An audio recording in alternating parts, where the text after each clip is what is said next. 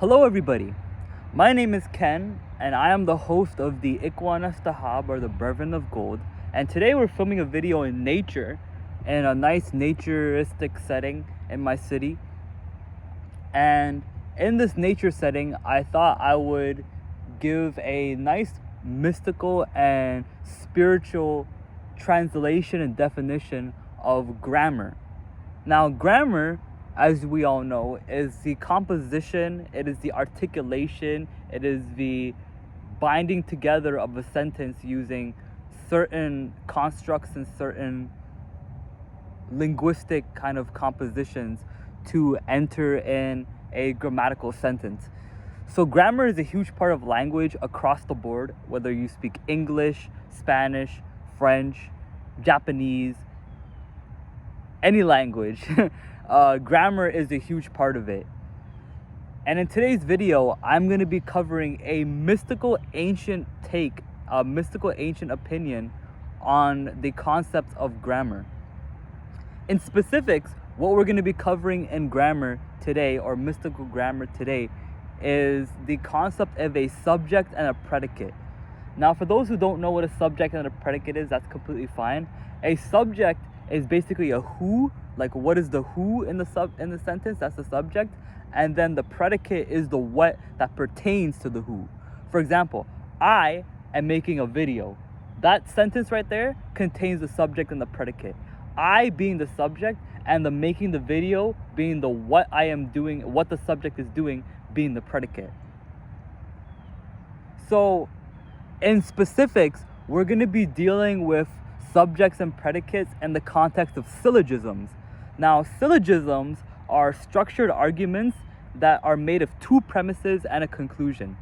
So a good example of a syllogism that was given to me was, this is basically like a run-of-the-mill example of a syllogism. All humans are mortals. So that's a premise. Socrates is human. That's a premise. And therefore, Socrates is mortal. That is the conclusion within the syllogism. So a syllogism is, like I just said, it is the structured argument that consists of a premise and a conclusion, specifically two of them. So what mystical text or what ancient wisdom are we going to get into today that pertains to the subject and the predicate? This specific ancient mystical text we're dealing with is a 13th century, I believe, grimoire called, or 13th to I want to say 15th century, about Renaissance to medieval period grimoire called the Ghayat Al Hakim, or the Picatrix in English. Now the cool thing about the Ghayat Al Hakim is that there is so many different circulations of the text in different languages, in Latin, in Arabic, in English, in Spanish. You know, there's a bunch of different basically like circulations of the text that call for different translations. Now this specific translation that has this excerpt of the subject and the predicate in there is not found in any other translations of the Picatrix. It's not found in the Dana Trell version that everyone likes. It's not found in the Christopher Warnock version that everyone else likes too. It's found in a version that is quite underrated and kind of slandered in modern settings of what is a good Picatrix translation. And this is the Edmund Kelley translation. So not Edward Kelley like the Elizabethan mage, but the Edmund Kelley, who was a translator for certain spiritual mystical texts. So in this Edmund Kelley translation, we get a really interesting take on subjects and predicates, and I wanted to make it basically a very short, compact video in nature in a nice setting so we can just have a healthy discussion surrounding this. So yeah, without further ado, let's get started. This is the excerpt from the text. This is not, now this text I'm showing right here is not the Picatrix. This is just a note that I have written on a regular book. But if you guys would like the original excerpt of what I am sharing in today's video, the link will, the information will be in the description down below. So we're about 5 minutes into the video. Let's cut the fluff. Let's cut to the chase. What is the mystical take, or the ancient mystical take on grammar? All right. So this is basically the quote. When it has been carried out, it is said in conclusion, in the language of Greek syllogisms. So again, like syllogisms being the arguments between two premises and conclusion. The premise, there you go, there's a premise.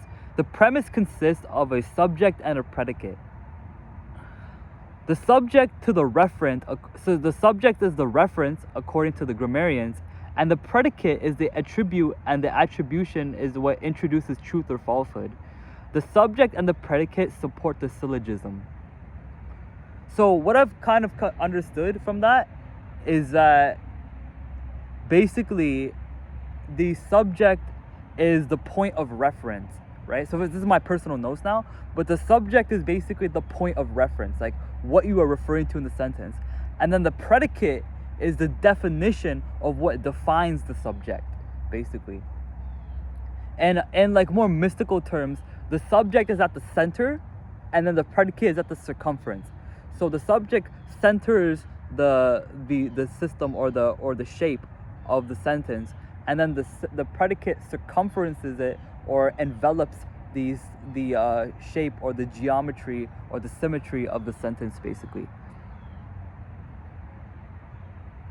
In terms of clauses, so by the way, clauses are basically a amalgamation or a unit of a subject and a predicate. So now we're getting into clauses in terms of syllogisms. So in terms of clauses, the attributive clause is the only viable proposition between truth and falsehood. So there are different types of clauses that Edmund Kelley gets into that are not, so like I said, clauses are units of subjects and predicates. There are different types of clauses that Edmund Kelley basically rules out as not viable for syllogisms. And it ultimately sanctifies and establishes attributive clauses as the only viable proposition because of its introduction to truth and falsehood. So the other clauses that basically that Edmund Kelley introduces that are not viable are imperative, interrogative, and exclamatory. So an imperative clause would be more like a command, like, okay, close the door or close the window. Like, an imperative clause has the subject and the predicate in it, the subject being the door or the window, and then the predicate being closing it. But that's not really viable for a syllogism because that's a command that doesn't really introduce truth and falsehood. It's just dogma, right?